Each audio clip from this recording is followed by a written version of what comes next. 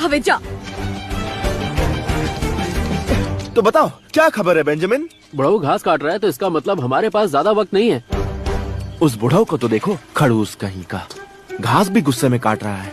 वैसे एक मस्त बात बताऊं, एक काम करते हैं, हम अंदर नहीं जाते। पिछली बार तुम पकड़े गए थे ना, इसलिए। ओले तुम कितने प्यारे हो, मन करता है तुम्हें खा जाओ। वो बुढ़ऊ भी तुम्हें देख के ऐसे ही सोचता है और तुम्हें खाना चाहता है। ऊपर, थोड़ा और ऊपर। तुम हमेशा ऊपर क्यों रहती हो? क्योंकि मैं सबसे बड़ी हम हूँ। साथ में पैदा हुए थे, फिर भी मैं ही बड़ी रहूंगी। सिर्फ 16 सेकेंड से।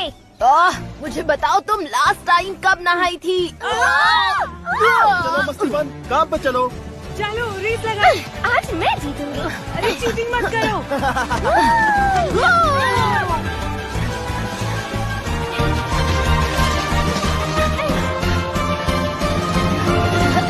देख लो मंडली, ये खेत अब हमारा